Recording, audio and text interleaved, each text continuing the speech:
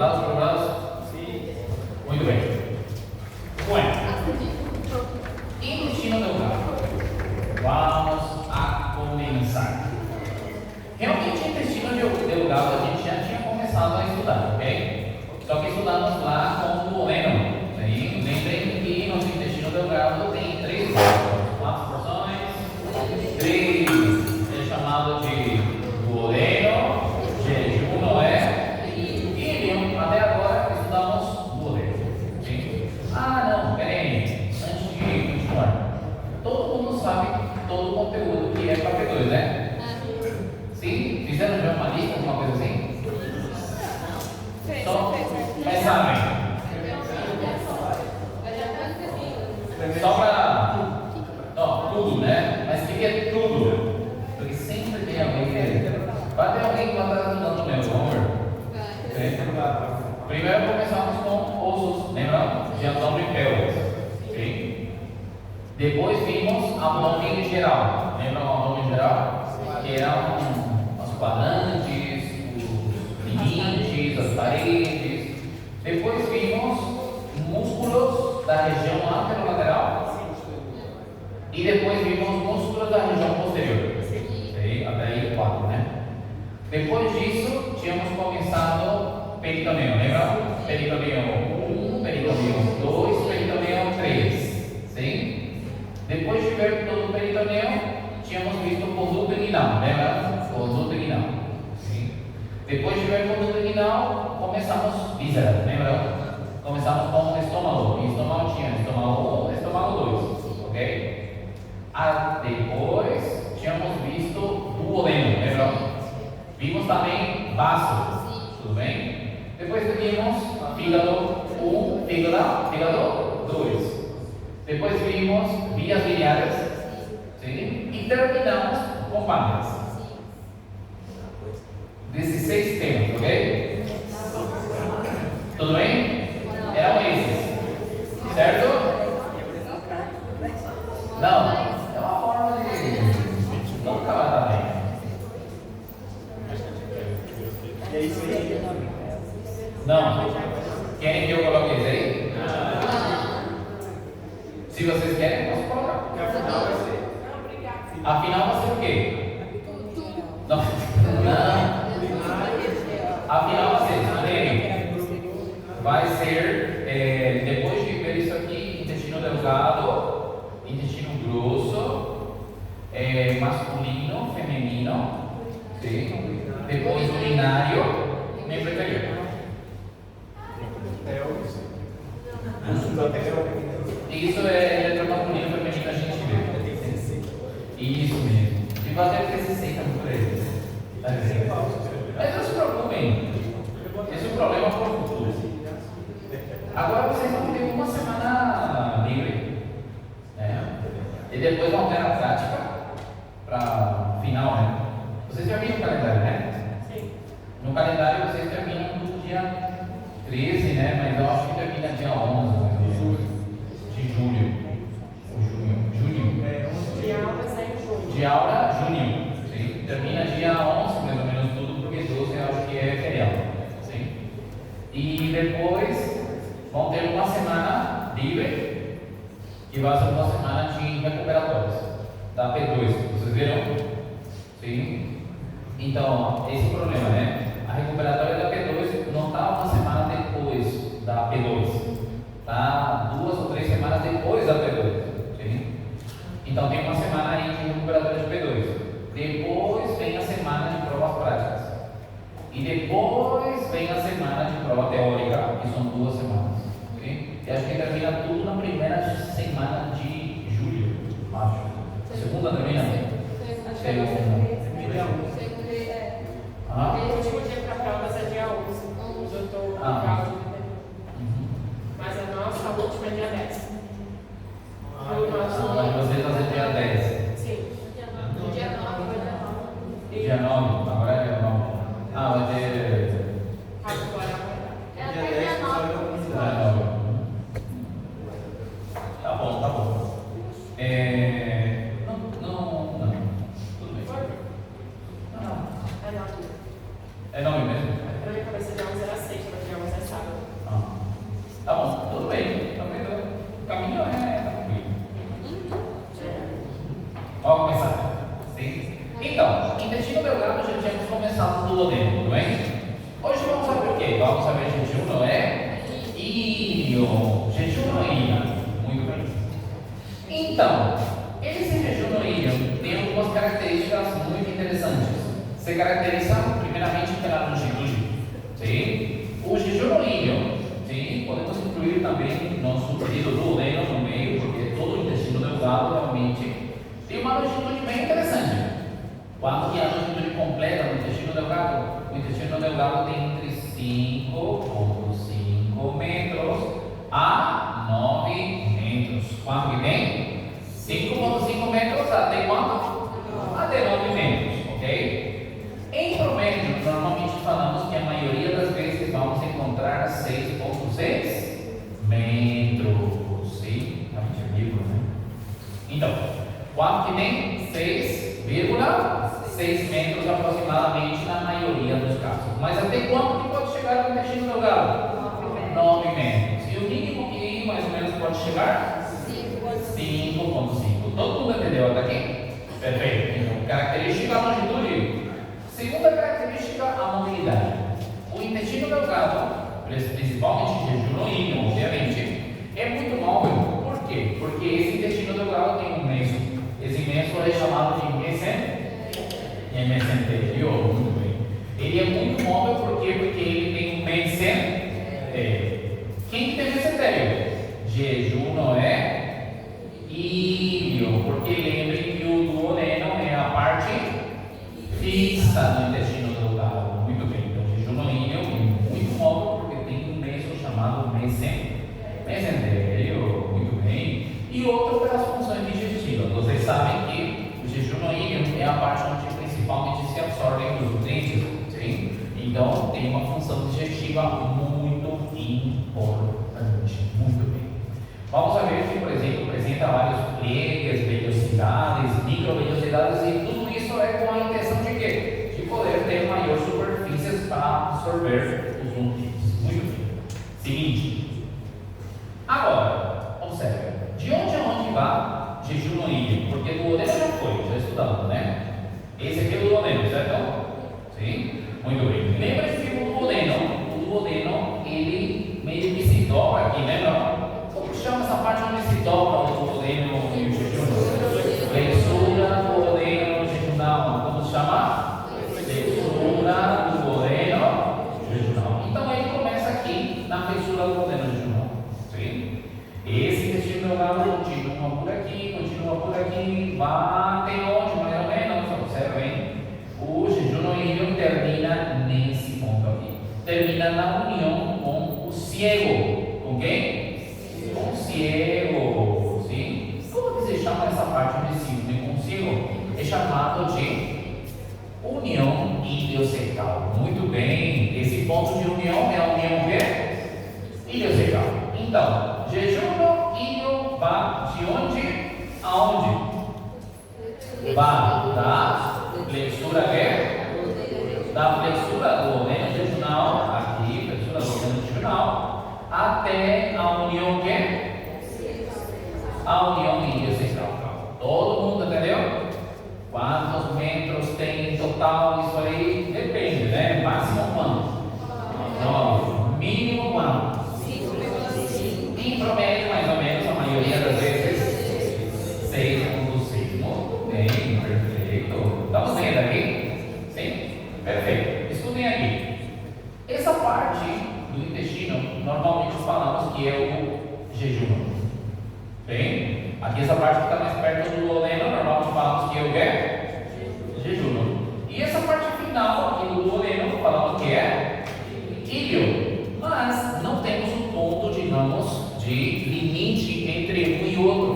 Não podemos falar que aqui começa jejum, aqui termina jejum, aqui começa íleo, sim? Porque não tem um limite fixo entre um e outro, sim? Simplesmente vemos onde começa e onde termina, entenderam? Então, na parte onde começa é chamado de jejum, a parte onde termina é chamado de íleo. Todo mundo entendeu? Sim? Perfeito. Outra coisa, normalmente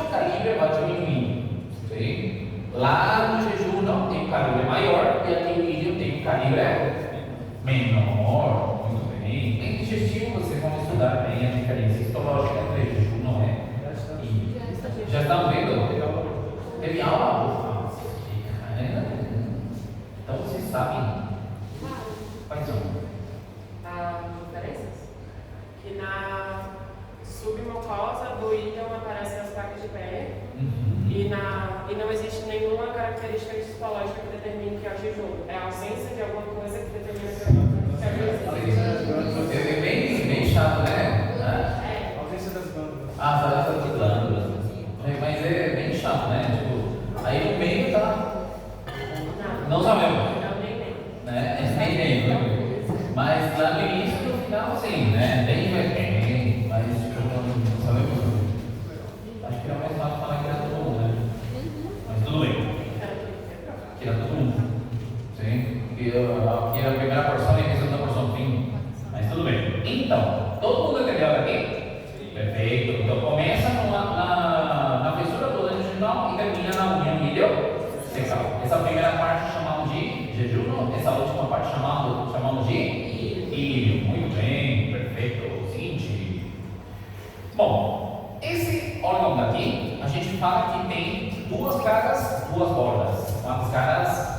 Duas caras. Quantas bordas? Duas bordas. Quais são as caras? Quais são as bordas? Vamos ver.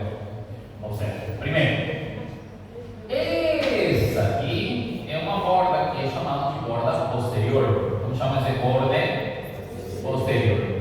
Só que aí temos uma coisa amarela que está se fixando nele. Estão vendo essa coisa amarela aí? O que é essa coisa amarela que está se fixando aí no intestino? É o meso. Que meso? Mesentélio. Então, essa borda posterior, como aí se fixa no meso, chamamos de borda mesentérica. Esse é o borde que? Mesentérico.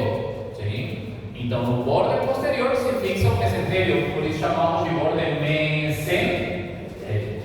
Borde posterior é chamado de borde que? Mesentérico. Borde posterior é chamado de borde que? Mesentérico. Todo mundo entendeu até aqui? Silêncio é um sim, né? Seguinte.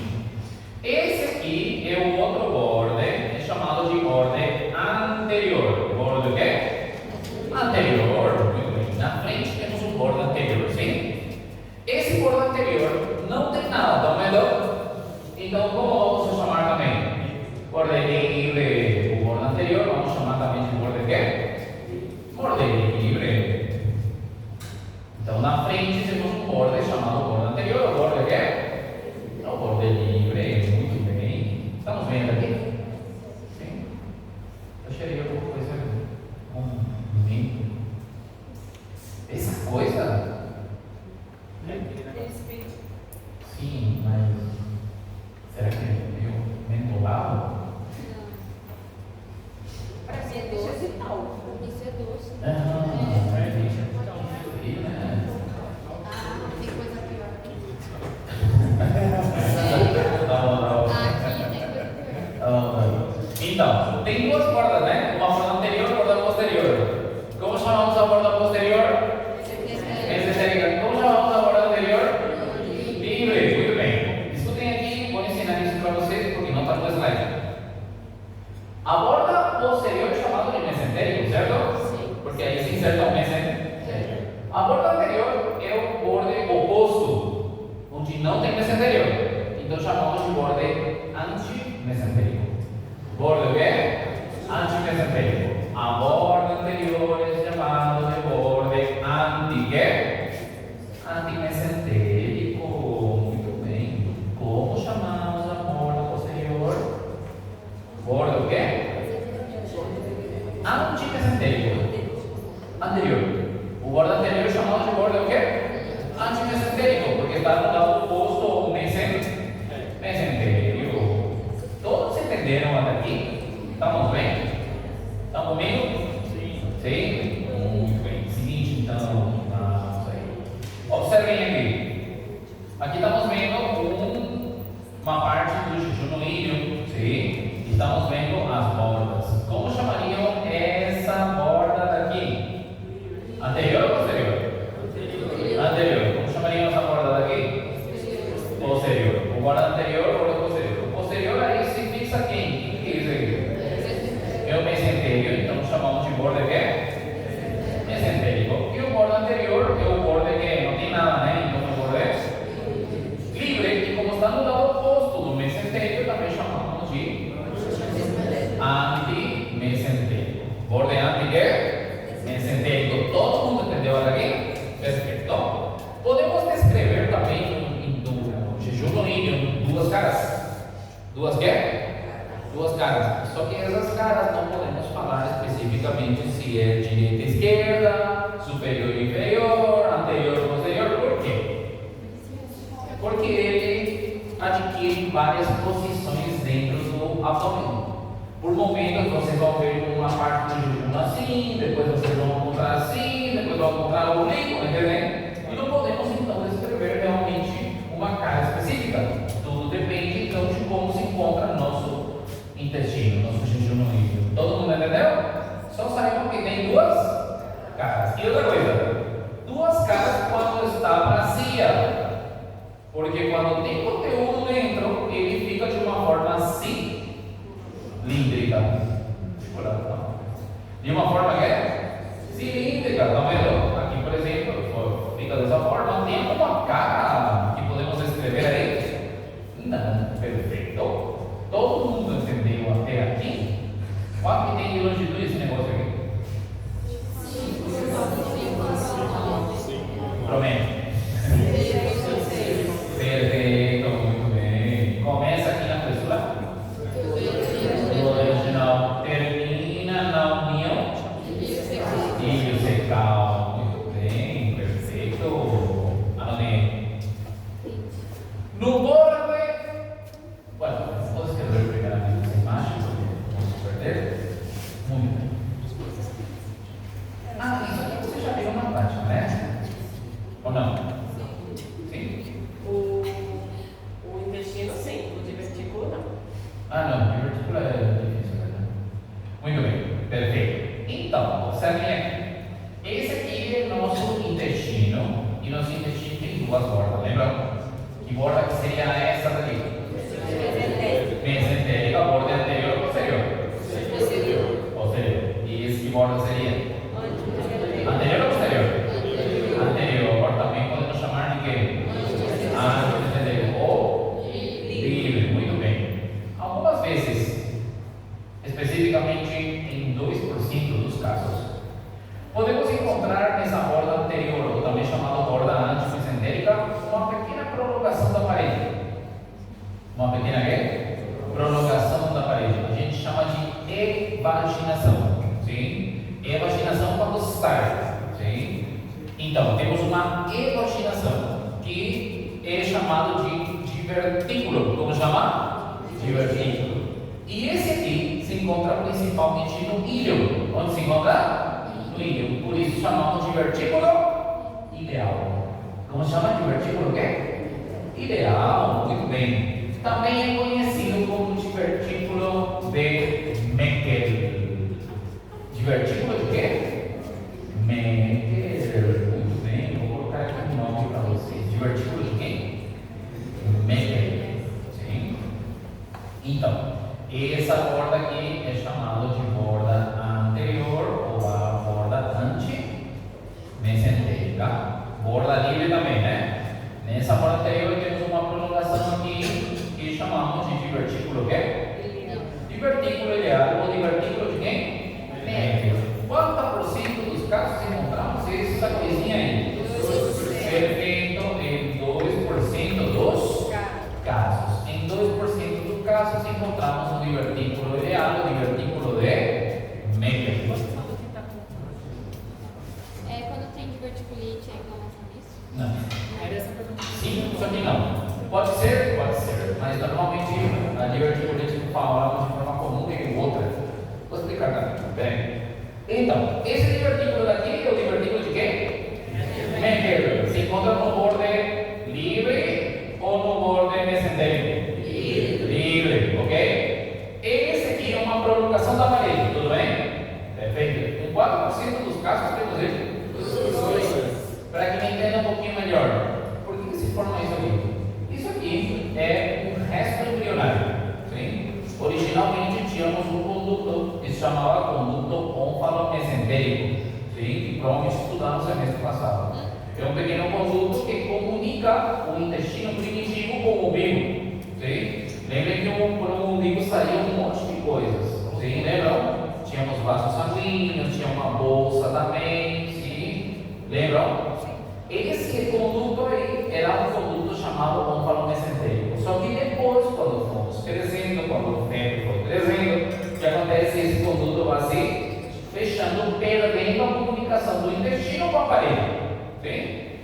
Só que ele tem que desaparecer todinho. Só que algumas vezes não desaparece completo e fica esse restinho aqui, que é chamado de divertículo de Meckel ou divertículo ileal. O problema não está em que exista esse negócio aí. O problema está que normalmente dentro desse divertículo de Meckel podemos encontrar tecido ectópico. O que significa isso? Um tecido que é fora do lugar, que normalmente não é o lugar próprio, o intestino jejunoide, nesse caso líquido, né? Que tipo de tecido podemos encontrar? Esse problema. Ele pode conter na parte interna tecido ectópico de glândulas gástricas. Ou, por exemplo, glândulas pancreáticas. E qual que é o problema com isso? Que se é gástrica, pode produzir o quê? Ácido clorídrico. E se é pancreática, pode produzir o líquido pancreático, que vocês sabem que é proteolítico. Então, em algum momento, isso aí pode produzir o quê? Uma inflamação e até furar parte do intestino.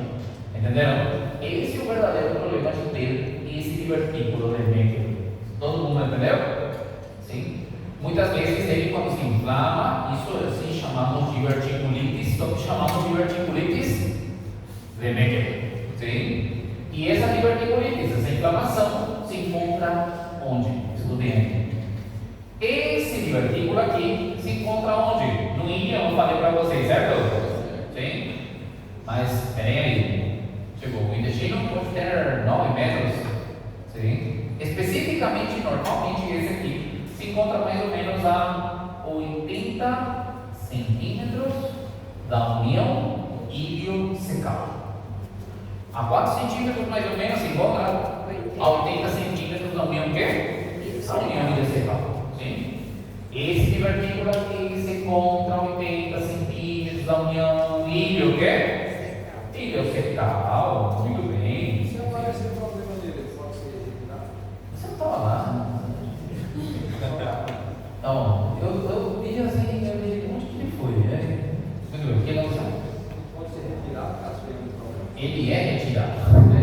Ele é retirado. Então, quando temos, por exemplo, uma inflamação, o que acontece? Temos uma diverticulite, simula quê? A 4 centímetros de quem? Da união ilio. Embaixo do cego, embaixo do cego, temos uma coisa que chama a apêndice, que simula o quê? Uma apendicite, simula uma apendicite. Então, se pensa que tem uma apendicite, depois abrem e encontram o apêndice aí brilhando, lindo, e do ladinho um divertículo de Meckel. Então, aí sim se continua a cirurgia, se tira, nesse caso, o divertículo de Meckel e se fecha a asa intestinal. Esse é o único jeito de descobrir que ele está ali? Se ele tá ali? Sim. Não vamos descobrir por ultrassom, não vamos descobrir por tamanho, não. Todas as asas intestinais ali. Muito bem. Tem que ser muito doido. Não, tem que ser um cara que só estuda por dia. Impossível. Ele pode ter várias longitudes. Normalmente é bem pequenininho. Então faço 5 centímetros, 6, mais. Todo mundo entendeu até aqui? Vamos ver isso aqui. Olha. Lindo. Que lindo. Isso aí pode te matar. Olha que lindo. Eu te dou o quê?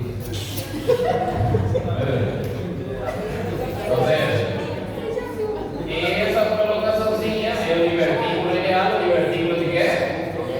De Meckel. Sim. Estão vendo? Estão vendo aqui essa borda? Essa é a borda livre. Estão vendo o mecho aí? Não. Esse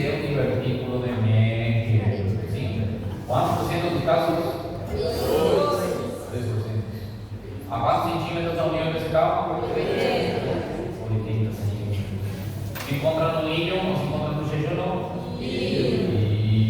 No borde anterior ou posterior? Anterior. Nesse tempo, a ligação anterior? Só vira diverticulite se inflamar. Sim, se inflamar. Aí, então, se não inflamar, ele pode ser inofensivo. Inofensivo. Eu disse para vocês que ele tem um tecido ectópico que não é do lugar, né? Nem sempre tem. Pode ser muitas vezes só tecido do intestino mesmo, né? Aí você vê ele para sempre, por sempre, não acontece nada, né? Mas nem sabe Hum? Você não vai nem saber que Isso, por exemplo, eu já vi divertículo de Becker, e cada vez que aparece, normalmente é tipo, olha, divertículo de Becker, todo mundo chega a ver isso, tira uma foto, né? E a maioria das vezes que eu vi era só por, tipo, estava fazendo uma cirurgia de apendicite, aí no momento, revisando tudo, deu pra ver, né? Sim, mas poucas vezes eu vi a inflamação real do divertículo, né? Tem, claro, né? Mas nem sempre é que vai produzir, por exemplo, patologias em si. Agora também é mais difícil de ver também, né? Porque as cirurgias de apendicite estão com incisão mínima. Mínima. Isso é mais complicado, né? Porque aí, por exemplo, minimamente mais esse cara aqui sim, você você tinha me perguntado. Diverticulite, já estudaram, né? O que é a diverticulite? Vamos ver se tem um por aqui. Aqui. é a inflamação da dobradinha. Tá bom, ajuda aqui. Bom, esse aqui é o intestino delgado no meio e aqui temos o intestino qual? Isso, muito bem, isso tem aqui. Só para. Esse aqui não é para prova nem nada, só para responder. O intestino grosso tem, por exemplo, essa parte que chama cielo, esse é o cólon qual? Está presente, que chama de cólon. Aqui deve estar o cólon. E aqui temos um cólon muito importante, chama cólon o quê? Sigmoide. Perfeito. O cólon sigmoide, esse cólon que temos aí, o que acontece? As paredes do cólon sigmoide têm uma pequena modificação dentro da estrutura muscular. A próxima aula a gente vai ver o intestino grosso. Vocês vão ver que, por exemplo, a estrutura muscular muda um pouquinho com relação ao resto. Sim? Então, essa modificação muscular faz que, com o tempo, quando vamos ficando velhinhos, o que acontece com a parede da musculatura em geral? A musculatura vai perdendo tonicidade. Ok? E, por exemplo, em nosso intestino, ele é furado por várias artérias. Ok? A parede do intestino é furada por artérias. Tudo bem? Nos lugares onde furam as artérias, o que acontece? O lugar onde é furado é o ponto de fraqueza da parede. Então, por exemplo, se temos por alguma situação um aumento da pressão dentro do intestino, o que pode fazer? Se esse aí é um lugar fraco, aqui temos mucosa, certo? O aumento da pressão dentro do intestino vai empurrar a mucosa e vai sair para fora como uma bolinha. Entenderam? Vai formar como se fosse como que é? Uma hérnia, parecida com uma hérnia. Muito bem. Isso é o que chamamos de divertículos sigmoides. Ok? O que acontece? Muitas vezes esse divertículo pode inflamar e produz o que chamamos de diverticulites. Ok? A diverticulite pode ser produzida por várias coisas, tipo, por exemplo, eu quero fazer o número 2 e trabalho em um lugar onde não posso, fico muito tempo segurando, isso aumenta, por exemplo, a pressão dentro intraluminal, a gente chama dentro do intestino, pode favorecer a aparição de quê? Diverticulites. Sim. Os gases, por exemplo, pessoas que têm alimentação, por exemplo, baixa em fibras, fazem que o intestino tenha muitos gases, o excesso de gás também pode empurrar a parede e produzir divertículos, entenderam? Sim? Isso aparece normalmente em uma idade mais avançada. Não significa que aos 30, 40 anos não possam ter divertículos, sim? Mas isso aparece principalmente nessa idade, sim? Ele pode inflamar por 1, 2, 3, são vários assim, é bem feinho, sim? Se vocês olham na colonoscopia, busquem em algum momento no YouTube, coloquem endoscopia, sim? Digestiva baixa, ou coloquem colonoscopia diverticulitis. Vamos ver. A câmera entra no cordão sigmoide e vocês vão ver um monte de buraquinhos. Parece, por exemplo, já viram esses queijos com buraquinhos, né? Os clássicos, muito bem. É assim. Toda a parede cheia de buraquinhos. Okay? E muitas vezes isso pode se inflamar e produzir, então, infecções à repetição. Quando é muita infecção, se recomenda tirar o cordão sigmoide. Se tira todo o cordão sigmoide. Okay? Muito bem. Muito bem. Seguinte, vamos aqui para nossa matéria de novo. Muito bem. Vamos saber agora como está constituído o intestino delgado. A parede do intestino delgado se encontra formado em total por 3 capas. Quantas capas? 3 capas. Muito bem. Como que se chamam as capas? A capa mais interna, obviamente, é a capa única mucosa. Seria a capa qual? Mucosa. Por baixo da mucosa temos a capa muscular. E por fora da muscular, obviamente, temos a capa de peritoneu, que é a capa serosa. Então, quantas capas tem o intestino? 3. Uma capa mucosa, muscular e serosa. Muito bem. Vamos começar com a mucosa. O que tem de interessante na mucosa? Vamos ver aqui, está aberto aqui. Observe. A mucosa do intestino delgado, do jejum íntimo especificamente, vai ter aqui uns pliegues. O que são esses? Pliegues. Os pliegues são igualzinhos ao do goleiro, estão vendo? Esses pliegues são pliegues paralelos ou perpendiculares a nosso órgão? Perpendiculares, muito bem. Esse é o eixo do órgão e eles cruzam assim, então são perpendiculares. Anotem isso. Os pliegues do jejum íntimo são perpendiculares ao eixo. Sim? Todos entenderam até aqui? Perfeito, muito bem. Esses pliegues que encontramos na mucosa, como que são chamados? São chamados de válvulas coniventes de Kerrin. Lembram disso? Válvulas coniventes de quem?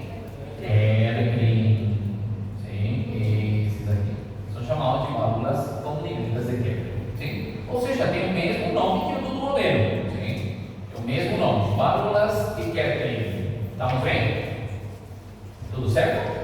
Sim? Muito bem. Seguinte.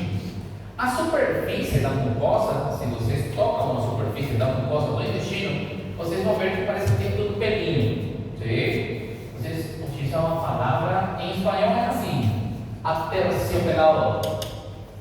Sim? Terciopelo. Vocês estudaram? Que tem muitos pelinhos. Vocês utilizam a palavra aveludado, eu acho. Sim? Aveludado pode ser. Sim? Tem roupa, tem coisinhas que tem essa característica. Sim? Sim? Para os que não me entenderam, eu coloquei um sapatinho aqui. Olha aí. Como que chama essa. Já me entendem, né? Se toca nisso, parece que tem pelinho, né? Sim? Como que. Isso, muito bem. Aí, o casaco? Não, casaco. Como chama isso? Casaco chama isso? Tá bom, muito bem. Aí, muito bem. Perfeito, muito bem. Então, o intestino, a parte interna, tem essa característica. Por que tem essa característica? Escute. Vamos ver. O que acontece? Se aproximarmos aqui o intestino, vamos ver que nosso intestino tem uns pliegues. Tem uns que? Pliegues. Essas coisas são os pliegues que chamamos de válvulas de quem? Kerrin. Esses são as válvulas de Kerrin. Sim? Vocês estão vendo que tem como um componente da submucosa, não é não? Sim? E aqui temos a mucosa. O que acontece com a mucosa? Ele se dobra de novo, uma mucosa pura. Estão vendo? Ele se dobra de novo, formando isso que chamamos de vellosidades. Como chamar? Vellosidades. Então, aqui, nosso intestino, a submucosa se dobra e forma os pliegues. Aí depois, a capa mais interna, que é a mucosa, também se dobra tudo e forma velhosidade. Tá vendo? Sim. E se aproximamos uma velhosidade, vamos saber que nessa velhosidade vamos encontrar células do intestino chamado enterocitos. Como chama? Enterocitos. Sim. Vocês viram isso hoje, né? Então, aqui temos uma velhosidade, aqui temos outra, está vendo? Sim. E nessa velhosidade encontramos um monte de células pequenininhas chamadas como? Enterocitos. Muito bem. Se eu aproximo um enterocito, vou ver isso aqui. Isso aqui é um enterocito. Sim. O enterocito é uma célula epitelial, obviamente, está vendo? É uma célula epitelial que tem várias partes, né? Aqui é a região basal, aqui é a região laterais e aqui é a região apical. Que característica que tem a parte apical? A parte apical tem outras velhosidades mais pequenas, né? Então chamamos de microvelhosidades. Como chama isso? Microvelhosidades. Então a região apical do meu enterocito tem microvelhosidades. Então, prestem atenção. Tem um pliegue chamado válvula de Kerr. Dentro da válvula de Kerr tem outra vez que se dobra a mucosa formando velhosidades. Dentro de cada velhosidade tem um enterocito que tem de novo uma membrana que forma uma microvelhosidade. Por que é tudo isso? Porque a absorção do intestino é muito lenta. Para que eu possa absorver os nutrientes que precisam do meu corpo, eu preciso de uma superfície de absorção muito grande para poder absorver tudo. Sim? E o que acontece? Essa absorção muito grande, para que possa caber tudo dentro do abdômen, ele deve se dobrar dessa forma. Sim? Se eu pego a microvelhosidade, estico, a velocidade, estico, os pliegues eu estico, eu vou ter uma superfície que dá perfeitamente para cobrir uma quadra de tênis. Entenderam? Então, a absorção intestinal, para poder absorver, eu preciso essa superfície aí. Para que eu possa absorver, tenho que colocar toda essa superfície aqui no abdômen. Para poder colocar no abdômen, tenho que dobrar e dobrar e dobrar. Por isso que fica dessa forma. Todo mundo entendeu? Sim? Perfeito. Seguinte. Calma muscular. Entenderam esse negócio aqui? Ah, tem uma última coisa. Isso aqui vocês viram hoje, né? O intestino também tem pequenos cúmulos, pontos onde se juntam leucócitos, que formam como pequenas placas, não é? Essas placas são chamadas de placas de Peyer. Muito bem. Só que essas placas de Peyer se concentram principalmente no jejum ou no íleo? Especificamente no íleo terminal. Especificamente, principalmente no íleo terminal, ou seja, perto da união íleo-cecal. Escutem aqui, essas placas de Peyer, elas se encontram em uma das bordas do intestino. Em qual? Na borda antimesentérica. Na borda o quê? Antimesentérica. As placas de Peyer se encontram no borde antimesentérico. Sim? No borde o quê? Antimesentérico. Sim? Muito bem. Sabe onde tem mais ou menos umas placas bem parecidas também? No apêndice. No apêndice também tem umas placas parecidas às placas de Peyer. Só que o rosto não chama ele. Muito bem. Seguinte. Túnica muscular. Túnica muscular. Mas que legal, tá? Estamos iguais É legal assim, né? Tipo, anatomia, estamos vendo anatomia e hoje veio histologia, né? Sim? Chega a ser o tom. Ah? Chega a ser o tom, mas Eu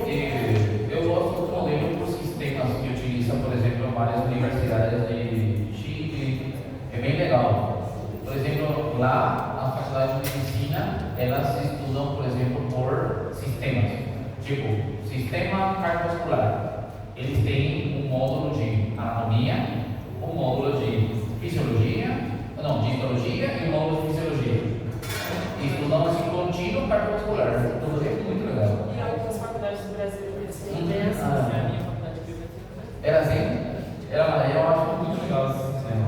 Eu achei até estranho quando eu olhava o horário de uma faculdade de uma amiga minha. Aí eu vi lá sistemas, aí tava Por sistemas, eu acho bem legal, bem legal, bem legal. Só que o único problema é que se sacrifica muito a anatomia. Sim, não é anatomia. Não, É tipo, cortadinho assim para que possam entender o físio. A maioria é beneficiada. Sim? Mas os que, por exemplo, vão ser cirurgiões e coisas assim, quem vai querer fazer a parte de cirurgia, nenhuma faculdade do Brasil aprofundou tanto. uhum, Nem. nenhuma. Muito bem, vamos continuar então. Podia ser professor de histologia também. Quem?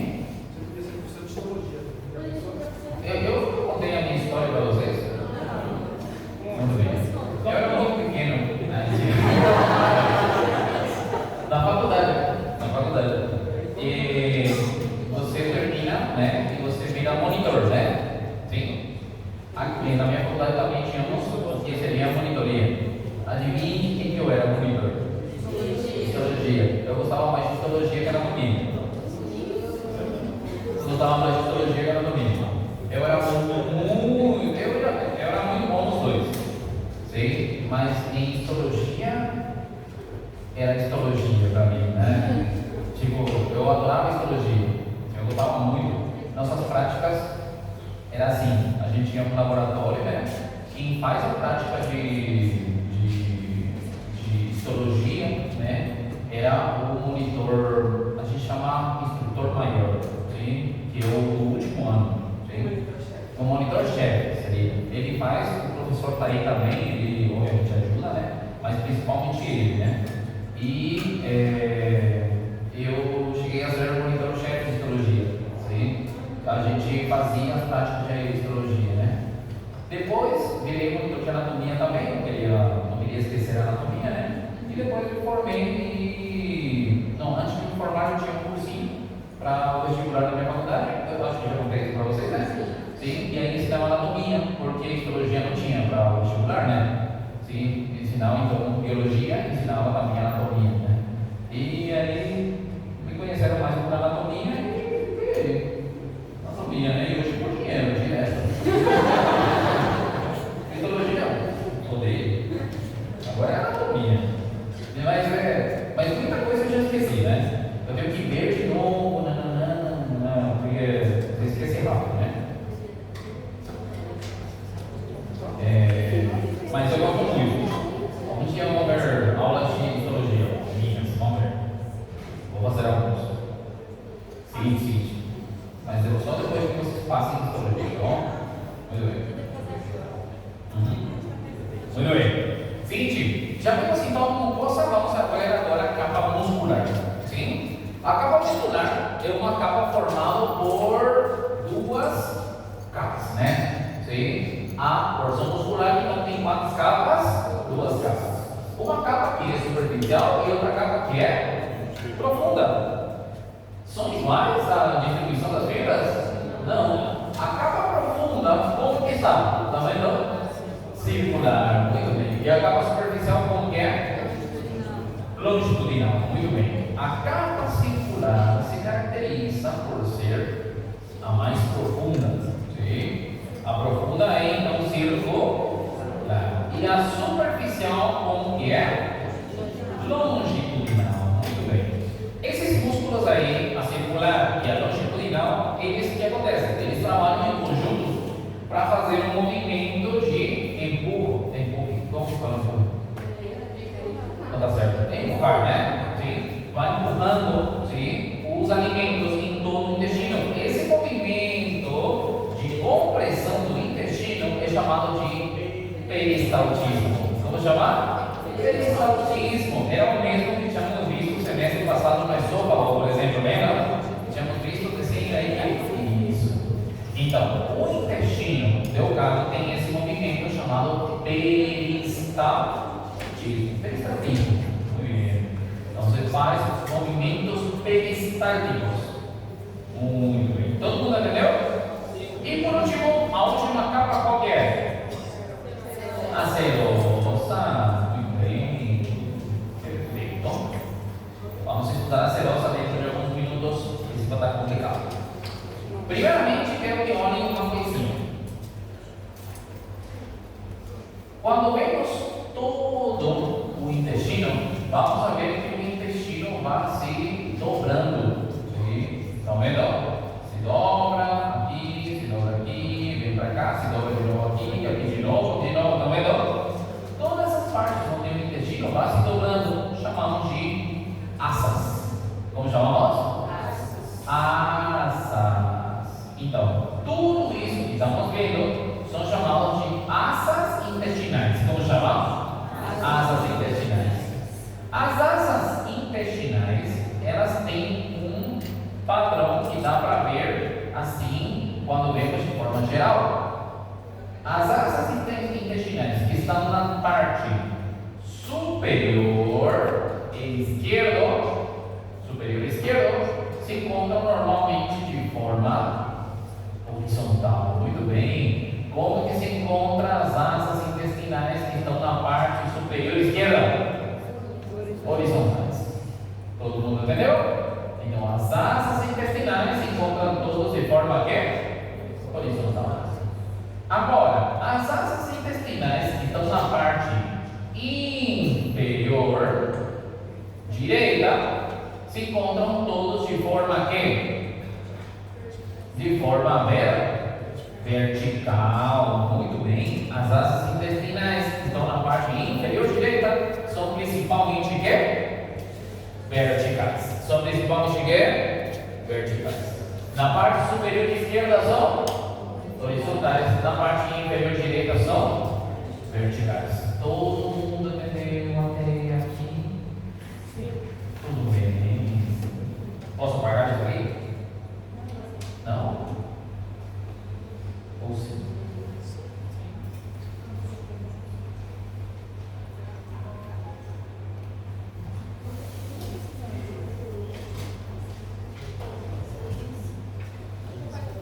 Posso apagar? Sim. Muito bem. Então, observem aqui. A primeira asa e a última asa intestinal dá para ver perfeitamente a direção que eles vão apresentar. Mas o resto normalmente é um pouquinho mais aleatório, né?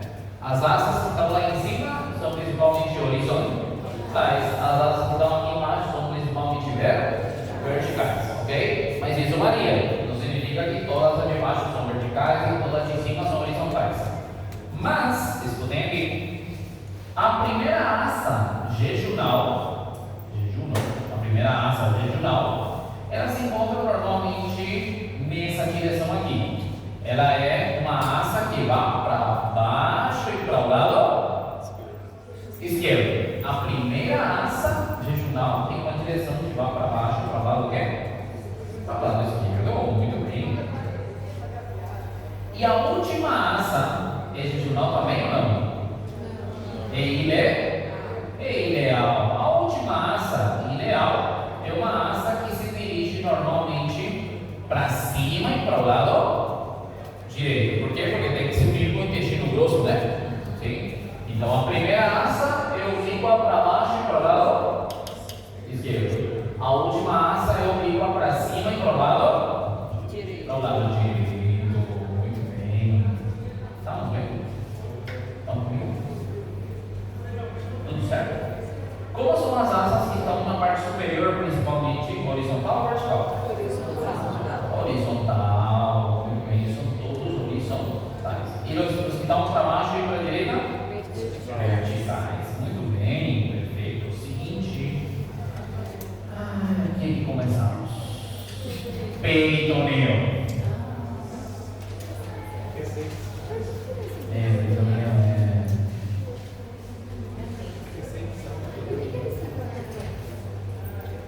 E se eu deixo para vocês lerem em casa?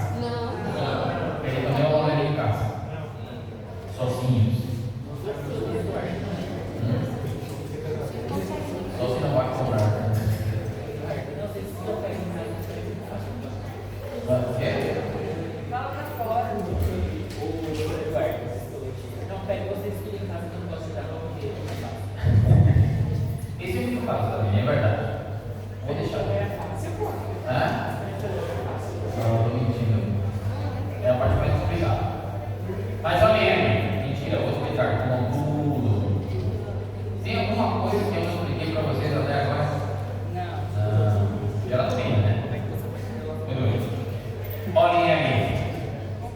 Observem a grandeza do intestino. Observem aí. Esse aqui é nosso intestino, certo? Esse intestino se encontra coberto aqui por peritoneu. Está vendo o peritoneu? Esse peritoneu vai cobrindo toda essa superfície intestinal. Tudo bem? Perfeito. O que acontece? Toda essa parte está coberta por peritoneu. Agora, observem aqui. Esse peritoneu chega mais ou menos até aqui e depois vai para formar o que seria o mesentérico. Uma pergunta. Toda a superfície do intestino se encontra realmente coberta por peritoneu? Não. Tem um lugar que não tem peritoneu, que é aqui, onde se encontra o meso. Estão vendo?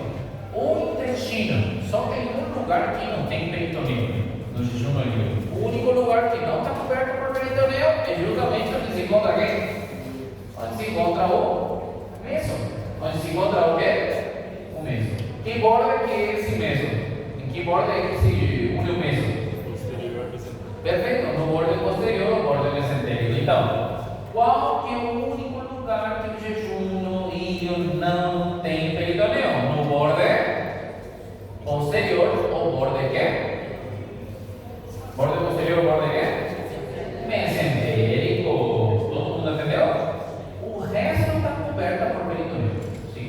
Só nesse bordo aqui, no bordo posterior, que não tem peritoneu. Muito bem. Estamos vendo aqui? Muito bem. Agora, quais são as partes do nosso mesentérico?